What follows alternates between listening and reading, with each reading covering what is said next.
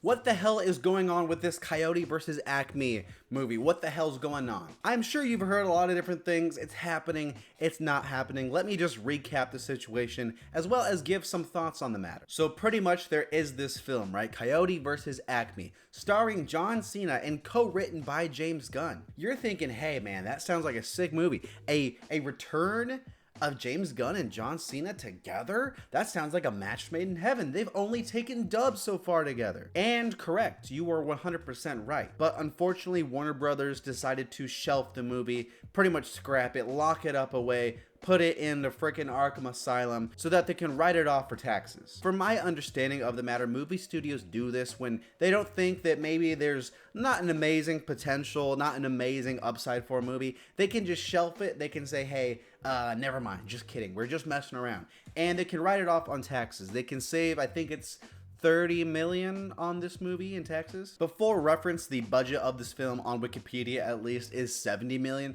So they're just eating up 40 mil. They're just saying, you know, it's not worth it. And then on top of that, they probably have to pay marketing costs. So it'd probably be upwards of 80, 90 million. They're just saying, hey, never mind. We're just joking. And apparently, don't tell anyone I told you this is top secret, the movie's pretty damn good. According to different media outlets, some people that worked on the movie, some people that were just, the movie was screened to, they all said the movie's pretty damn fire. You can find some clips on X, Twitter, of the orchestration and different things like that. Different people that worked on the projects now speaking up that the strikes are over, saying, hey, the movie's awesome, the movie's damn good. With all of that alone, co-written by James Gunn, that's a hell of a jumping off board. Starring John Cena, I'm already in. Say less, I'm already in. You don't gotta say anything else, I'm there. There was a lot of backlash and Warner Brothers said, hey, listen, Coyote team, yeah, we could sell this to, you know, a different company like a Netflix or something like that. I've always said A24 needs to expand to the Looney Tunes world. I've always said that. Hereditary meets Bugs Bunny,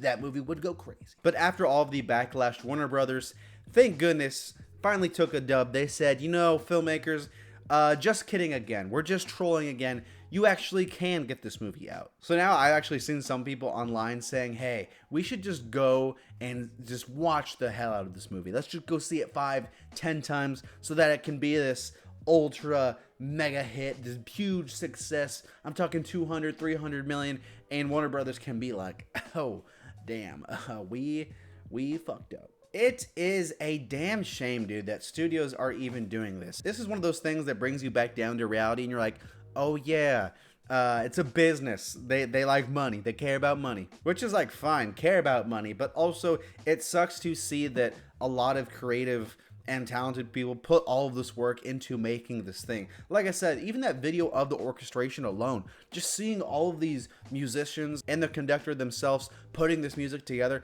that's awesome. That is not something that's easy to do. People wrote the film, people shot the film, people did costumes for the film and animations for the film. Just for it all to get scrapped, that is unfortunate. As a creative myself, that's right, I've made some things in my time. Putting so much work into something, oftentimes you don't do it for the money or, you know, even the accolades. Sometimes it's just the process of getting it out there and sharing it with the world and that conversation and that dialogue that it stems. Sometimes that is the most rewarding part. For me, your boy Jay, I wrote a book, I wrote a novel. That's the most rewarding part of the process for me, talking about this thing with different people. That's the most rewarding and fulfilling thing.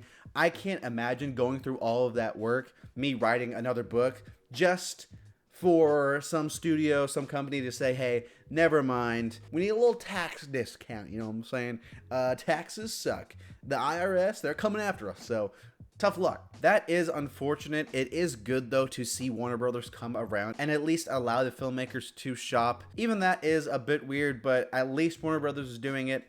I gotta shout them out for at least that, and hopefully this trend just stops. It's unfortunate. If you don't want to make the movie, if you don't want to release the movie, getting it out there through some other distributor, that has to be commonplace. That is my thoughts on the subject. What do you think about this whole Coyote versus Acme versus Warner Brothers versus the world versus Scott Pilgrim situation? Thank you so much for watching. New videos every day. Hit subscribe. I love Pop-Tarts. Brown sugar ones in particular on like a low heat. I need them warm, but not cooked. If you cook them too much, you can't taste the flavor.